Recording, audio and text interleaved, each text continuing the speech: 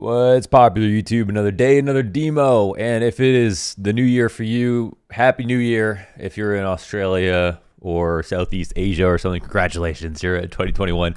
What's it like? Yada, yada, et cetera, so forth. I got you. For us, it's 2 p.m. Eastern right now. And I tweeted last night, oh my God, HLTV Top 20 is out tomorrow. But it is now 2 p.m. the next day. And I realized that it's still not today because I tweeted it in the next day in the middle of the night. So it's going to be tomorrow. Today we're going to do the 20th player of the top 20 for HLTV. I'm going to show you what I put on my spreadsheet. And I've made some adjustments. I've just been staring at it and going over stuff. So I made some adjustments. Bear with me. Stuff will change. But as it gets locked in, I will not be able to change what I've made. So yeah. So as I show you, those things will stay the same. Today, I want to answer and talk about a couple of things when it comes to the ranking, which I think is interesting. But let's get right into it. I don't think I'm going to keep this one a secret. We have got in the number 20 spot, just in case I do some kind of mysterious title, a player who was very hard to play. But yeah, it's Elige. We're going to go Elige here for the HLTV predictions for the top 20. Yeah. So yeah, I have, yeah. So within these, I have rearranged some stuff. Oops. I found it very difficult to figure out where, Elige and Yuri, who, okay, listen, it's no secret. These players are going to be close together. It's no secret. I mean, it's hard for me to place them. It's so hard, right? We look at, this is the game we're going to look at the Global Challenge where Elige was just insane. He had 35 and 17 at the Global Final versus Big, knocked him out. This is the day I actually quit smoking. I quit vaping. I haven't had nicotine since this day, actually. I just realized that. It was like 11 days ago. Yeah, pretty cool. One less thing to think about. To be honest, I don't really feel a big difference with the quitting nicotine. At first I was really hungry, like I told you guys, and then I was really hungry. I was a little irritable. Like I played Dota and I got extra tilted. And apart from that, I mean, just one less thing in my pocket, one less thing to think about. But now I feel pretty normal. I was hoping my sinuses would become less congested because they're usually very congested. It's a big problem in my life, especially when it comes to casting and stuff. I got one nostril stuffed all the time, basically, because I had so many small allergies. Well, it hasn't changed much. I can still only breathe properly through one nostril. Sometimes it's this one, sometimes it's that one. I think it's sinusitis or like, I don't know, inflamed lipids. I don't really know how it works, but that's something I probably got to get checked out. But didn't make an enormous difference. But I am happy I don't have the reliance anymore. I don't really like feel uncomfortable if I don't vape in the day. I don't think I'm gonna like explode or get really mad at someone now that I'm used to it. Yeah, one less thing to spend money on.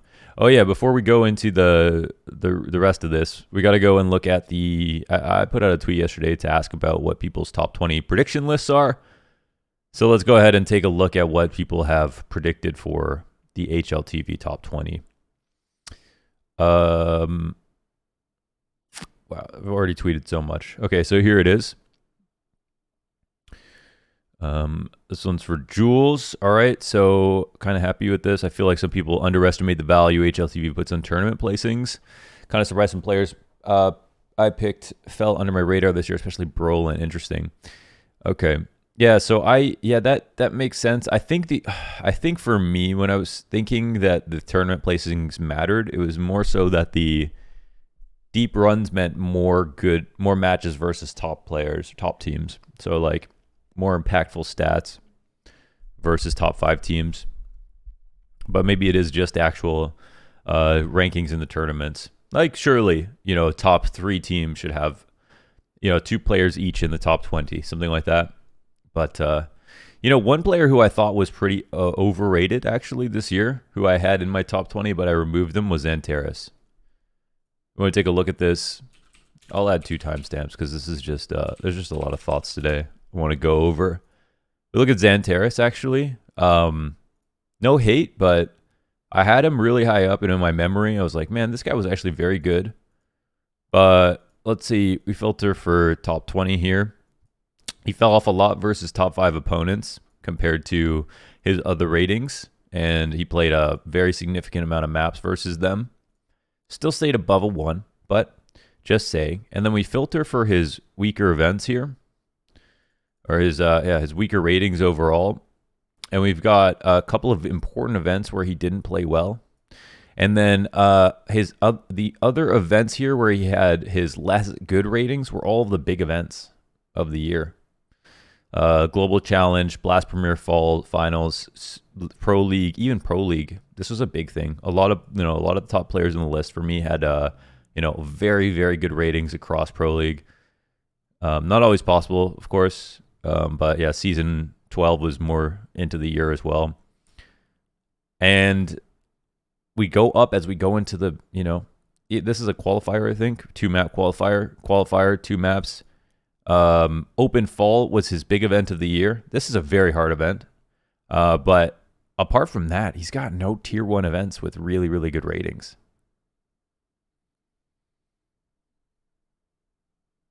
Honestly, I didn't realize that, but I don't know.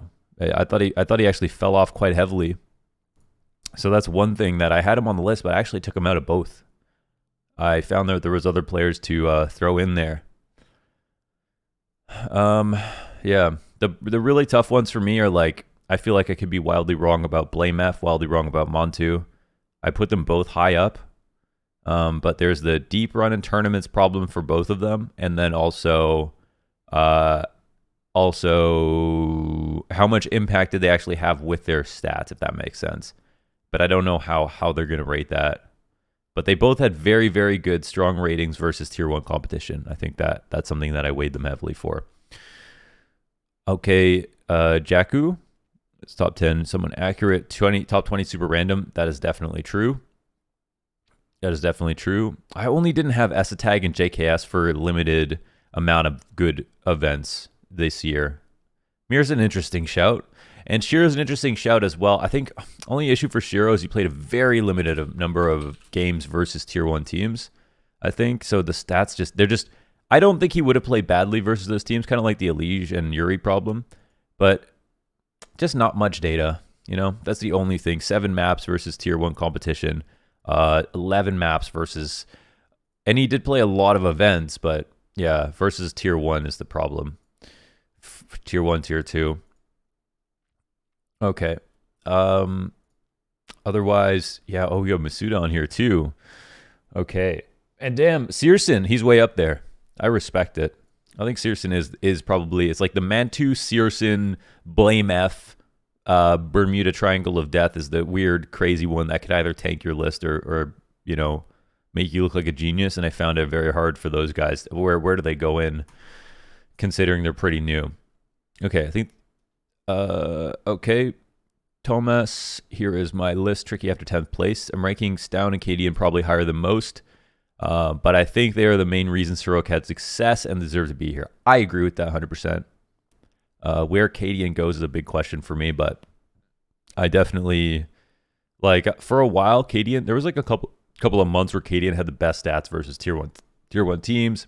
He was like better than everyone on the team, but his stats were quite inconsistent, so it was tough for me.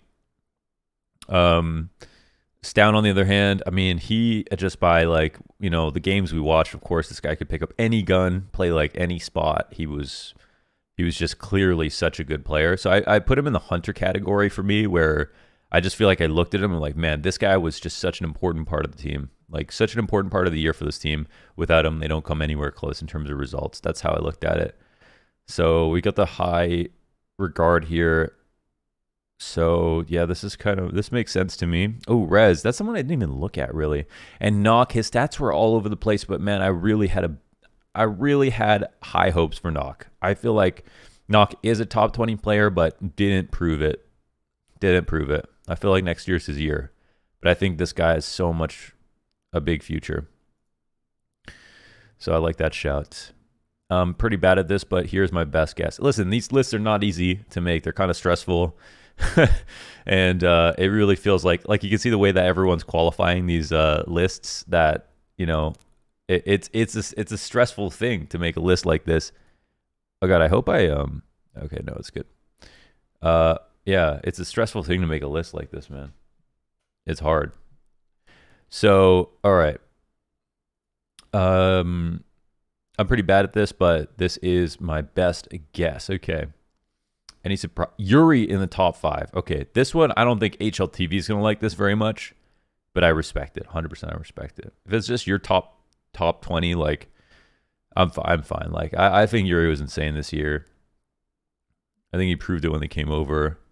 Farley's a cool shout, man. Farley's sick. Yeah, Caserota was close behind as well in terms of statistics. Henny was also very good versus tier 1 teams. I think he had a 1.14. Not a huge amount of data there. I didn't even look at Breeze because EG just bombed out when they got to Europe, which sucks, but I just felt like EG could not make it. Oh, edited my list a bit.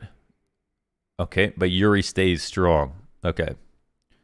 That's all I'm curious. Shiro. Holy hell. Okay.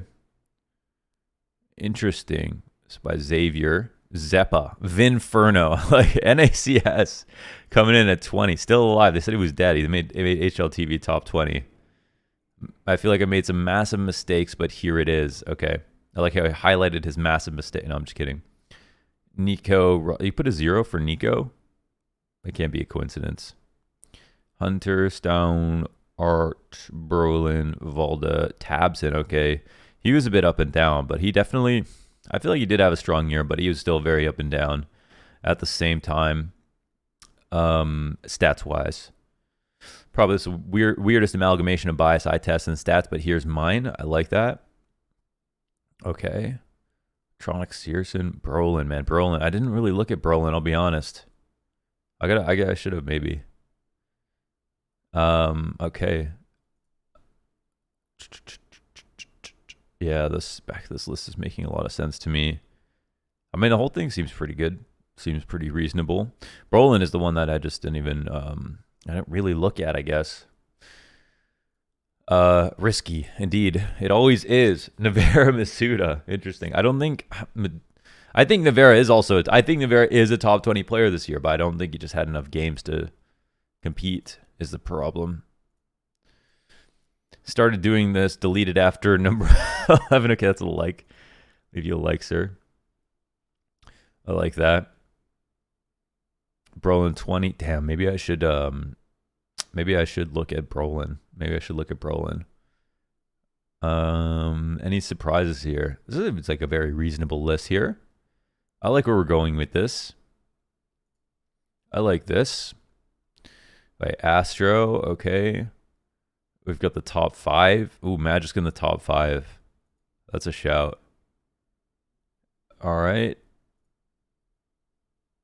Okay, we're starting to feel like the farther we've gone down, the more sensible the lists have become. Nafly is not someone who I expected to see here. Legion number 9. Wow, okay. Really makes me wonder how the list will actually go here. Zebu Simple, Device, Nico, Yuri top 5, Rops, Electronic, Breeze, Searson, 2, Priest, Down, Alige, Cadian, Art, Magis, Brokey, Rez, Tesses, yes. Blame F number 20. Okay. Okay. Okay, we're getting a lot of familiar. Wow, Yuri's so high on people's lists. I'm very shocked. Like I really think I get it. I mean, I see it the same way, but I don't know if could it be? Would it be possible for HLTV to do that? That would be amazing, but all right. This one we got Fallen, Cold, Lucas, Caserado, Taco, Cold Zera, Hydra Brazilian, my friend, Nico, Kenny S, very good opera. Not great, not sucky, very good. Swag. What's the Valorant list? Kusta, Esatag, Stevie 2K. Is that the sugar alternative? Nitro, KNG Vito, King Vito, Leo Drunk, Naughty, Alu, Yumpy, Ins, Land Harris, Online Era, by the way. Boom blah. Okay. Cool. That's good. My favorite list and the entry I got for the contest I'm doing. Chris J, RPK, Boomich, Hunden, Sanji, Kirby, Fallen, Leaf, Emmy, Crystal, Mighty Max, Smooya, Pasha, Giuliano, Flusha, Threat, Devil, Taco, MSL, and Exist. Okay, cool. All right. Are we done trolling? Cool. I'm less optimistic than you guys about the where Elysian Yuri will go in the top 20. I mean, I don't know. Maybe you guys are right, man, but I have no idea. I've got him here. So anyways, I'll put the second intro timestamp for this. Elige is my pick for number 20. And I picked a game here from Big versus Liquid where we're going to talk about his match on Inferno. Anyway, hard on Inferno. Great first and second half here. 20 and 8 and 15 and 9 on the T side. 156 ADR here on the CT side. Crazy stuff. But I think equally impressive to get, 100 ADR T side. You die a lot more T sides, a little bit more random. But yeah. So why don't we go ahead and take a look at the... Oh, shoot. I'm going to have to... Damn it. Okay, we're going to have to look at the game now. And right when we hop into the demo... Oops. Right when we hop into the demo... It's Elige shooting the windowsills. Okay. Oh, we are off into the pistol. Perfect. Okay, I thought this might have been right into the knife round. So, oh, they look at the flash retake. That means someone peeked and they want to fight it. Actually, it's specific. They want to go for this. You know what? Let me go quickly change my volume settings. I feel like it's all over the place for some reason with my new mixer, where when I have my volume set, it feels like it's it just feels like it feels like it's not loud enough or whatever. Okay, let's try that. It's either not loud enough or too loud. Looking for the entry into B. Elige kind of like just baiting Stewie here to look for the refrag, and it's a perfect plan. Stewie dodging flashes, Elige dodging flashes as well. And we have that deep CT control smoke. I really love that smoke. It's something Furia throws almost every time. And the idea is to stop the rotations if possible. We're on 1680 by 1050, I believe. Or 1650 by 1080, something like that. Which is Elige's 1610 resolution. And we are finally finding the headshot. But that deep CT smoke is so good because it allows you to wrap construction. So if there's any CTs playing in there, which Big love playing retakes, maybe they're going to be in there. Plus it stops the rotators from being able to see anything from Speedway. They can't push through. They can be seen all the way from sight. If the smoke is down in CT spawn. We saw that round from Glaive where he was able to put 2 headshots through the smoke. That was on him as T side on the entry, but still, the smoke is more abusable because you're closer to the players that you're trying to fight from either side, right? The spams can go both ways.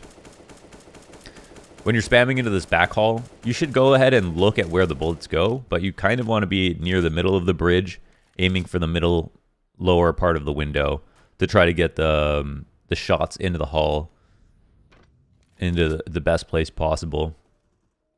This might be I feel like this is the first time we've watched someone who had a skeleton knife, and I really like this weapon. Also, Elige famously has always had his guns just be like default guns that also just have been renamed Stat Track. Big time troll. I just feel really terrible about this one. I feel like it's going to mess up the whole list for me because I feel like Elige was higher up. He was one of the better riflers this year. I just don't know how to put him in, man. I just don't know.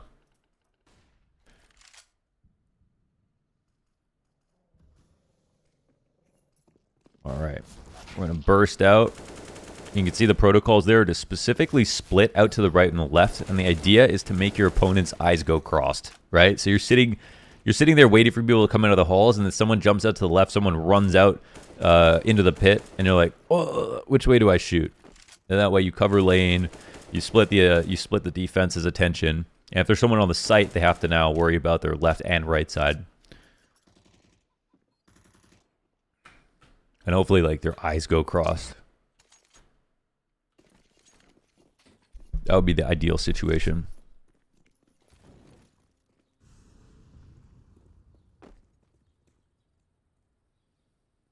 So what defines Elige as a player? Well, I think he's a very two-way player. I think he's incredible with an AK. He's incredible with all guns, all kinds of rifles, SMGs, pistols. He is somebody who is just always playing as smart as he is as sharp, smart as he is sharp. Like he can always turn on a dime. He's very comfortable. He never really gets caught in an awkward aim duel where he can't steady himself. He's just super solid in that regard. He's able to stay very composed when there's a lot going on, which is a big deal. So he'll just, surmise refrags. If everyone else is confused, like Elige will be the last person to be confused. He consistent performer, number 4, 2019. Definitely looked like he didn't fall off at all in 2020. Just didn't play in Europe for most of the year. Here, I actually want to know where that Molotov goes. Let's see. Stewie throws a flash backwards to come through, and Elige will look for the trades. He can't actually find them, and I don't know where that Molotov went. If it was just, it might have been right here where Elige is standing for the coffins run out. And now we'll go up top and try to catch rotators. Super simple stuff. You can see Stewie's always going for the entries. And I think it's going to be really fun to watch to see what happens to Liquid with Fallen and to see how Stewie's role change. Because he definitely... See what I mean with the composure on that? Dropping in, hitting that shot, all perfect spray control. But with Stewie having way less response... Like right now he has the most amount of responsibility ever. For literally a guy who, in 2016, they made a video called Everybody Hates Stewie, which was about him running through smokes, being a pug star, entry fragging and stuff.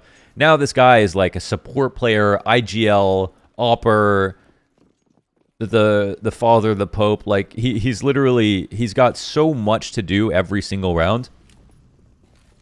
Holy shit, we can see pings in these demos? Oh my god, that's so cool. I did not know you could see pings in these demos.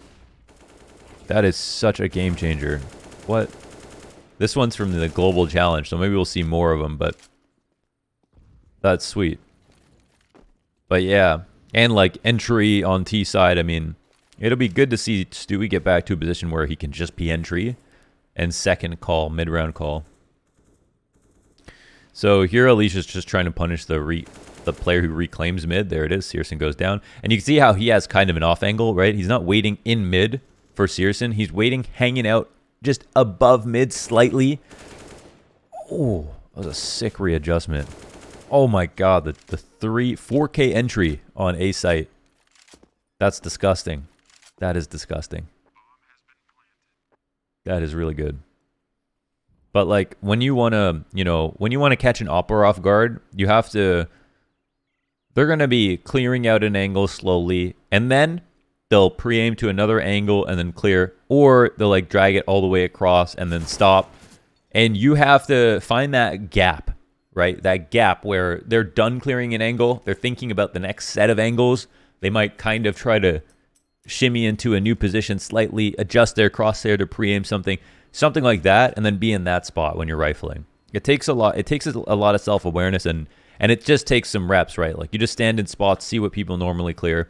But there's all kinds of spots on a map that it looks like, oh, they got lucky that they won that duel, but they specifically know where Oppers are clearing angles and where they're not. I keep talking about this, but this is a game of mastery and subtlety and nuance, right? It's one where there are very small advantages that compound into rounds one. And that is one of those examples. Something that can be very hard to see when you think about how someone prepares for an Opper or how someone prepares for Oppers on maps, how someone plays off tendencies. That very small positional adjustment from where you stand to take a duel versus the way, a lesser player stands to take the duel. The player that falls off versus top 5 teams versus the player that doesn't, if that makes sense. It's very, very, very small things that are hard to see. But you can see every time he's taking a fight here, he's like standing, it feels like almost out in the open, but he's always kind of off on and off angle slightly. And all right, so what happens now? We're gonna go in for, it looks like well, it could be arch smokes and then to a lane hit just to stop rotators. Like if they threw these B nades, then there's potential they could just throw the arch nade and then just go lane, or they could actually take arch here and just hope that the B rotators have left. Grim will get one entry, and we're looking for this trade.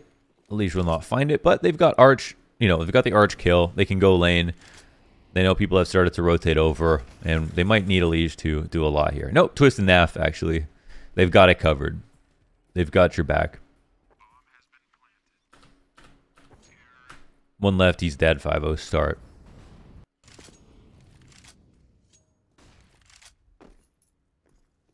I really, even if we have a game where someone has a very good CT side and a very good T side, I want to look at the T side, I think, most of the time, because I feel like just looked at so many CT sides, a lot of operas, a lot of nuke.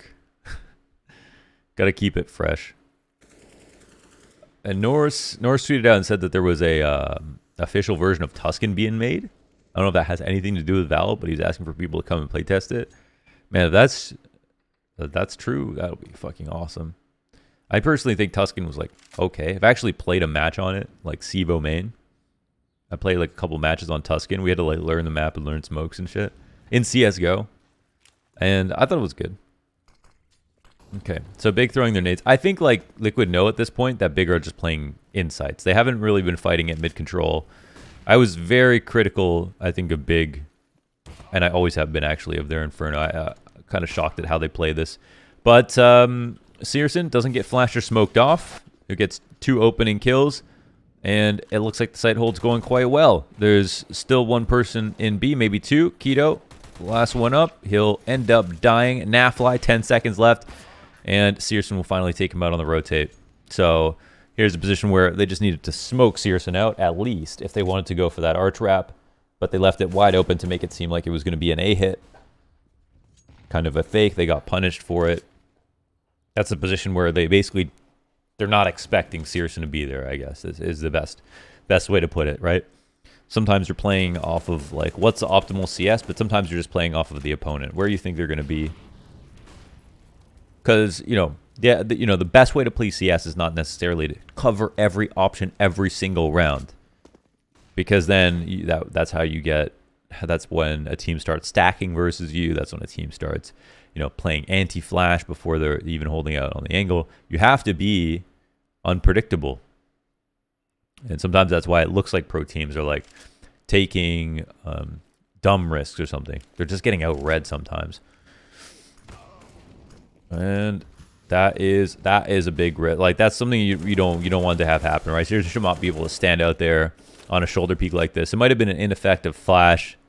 It might have been a weird timing on when the shoulder peak came in versus the flash, but that's not a very good round here from Liquid.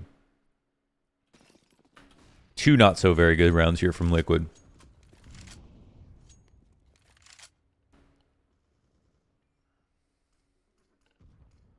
You definitely you wouldn't want that to happen again, right? Of course, Searson, as a good opper, is going to always get into those positions that'll cause you issues.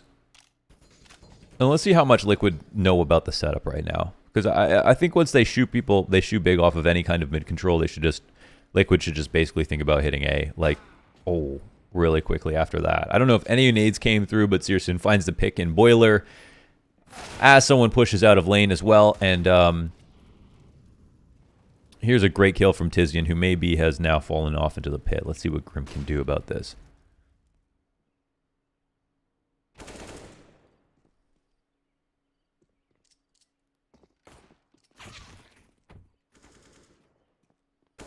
Twist got that kill. Oh no, they're throwing it away. Wow. I mean, it wasn't an easy round to stop, actually, but yeah. Okay. Oh yeah, I think this is the Stu's mouse issues. Like oh yeah, this is the game that goes nuke next game. But this was one where Stewie, his Model O, glorious, whatever the fuck mouse broke. So he had to get someone to give him a new mouse for the finals. Or they got smacked up by Astralis and then Twist left the team. I made that sound really dramatic. They didn't have to do with each other. Twist was already leaving the team, but I just decided to be like a drama YouTuber for a second.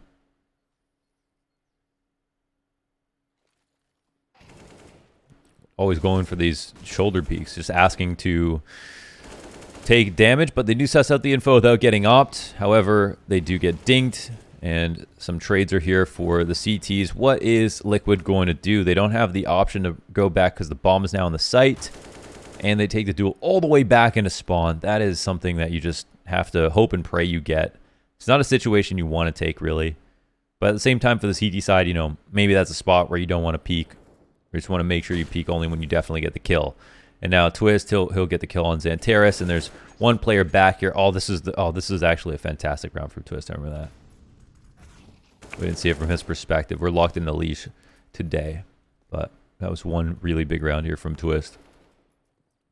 Backbreaking one at that, isn't it? Because now we've got Big, who only have pistols, or should only have pistols, unless they half bought last round. Two wins in a row. So yeah, I don't know. We'll see what their money's like. They had SMGs on the last one, but yeah. Okay, Keto dies. Just gets completely whipped in the corner. Sandbags gets cleared out. Some good awareness. And now we're going to go, what? Continuation flashes. Stewie kills Tabson. This is over. This is over. Elise just bringing the pain train. CT timeout called, and let's see what they decide to do now. Okay, it's been a lot of different problems here for Big in an interesting situation. Like, how are Liquid going to approach Searson? Because I think he's been the only one to really win rounds here for Big Clan.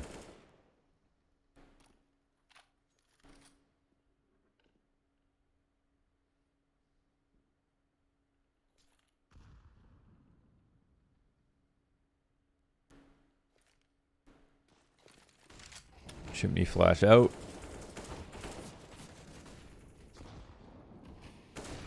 Oof. Very awkward spot. You really want to try to get out here if possible. And he gets the lurk smoke out, but he misses a jump, and it's just very, very awkward. Pit player is dead? Oh, okay, wow. Nice shot from Tabson. I guess the pit player is dead. Well, that's just the passive setup. I don't know, like, I feel like going for the Halls pop when Big Clan have normally been in passive setups a little bit strange, but like, I don't know, they've been doing that repetitively, like staying up there. So sometimes I think when a team plays heavy mid, like a team like Vitality, for example, or a team like G2, they like to play like heavy mid, up to 4 players in mid on brackets. Then maybe you go for the Halls pop every once in a while, but yep, again, could have been a read. And Elise instantly dies. Let's go on through. Significant amount of timeouts are being called. Let's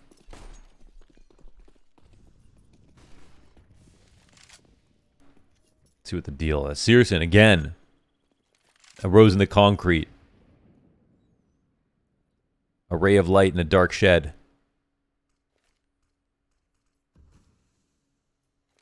A marshmallow and a bowl of Lucky Charms.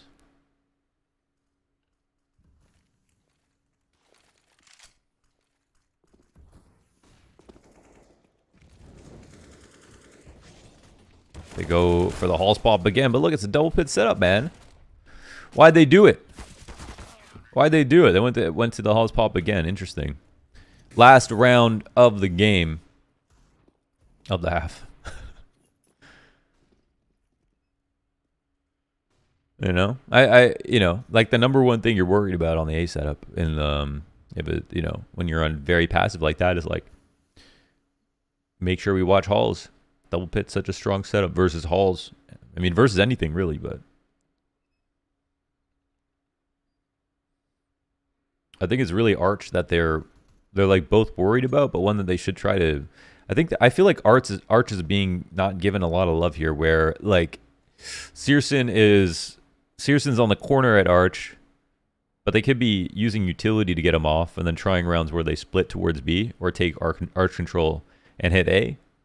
No, that can punish, right? You can stop the rotators, take over arch, do a full split like 3 arch, 1 lane, 1 halls.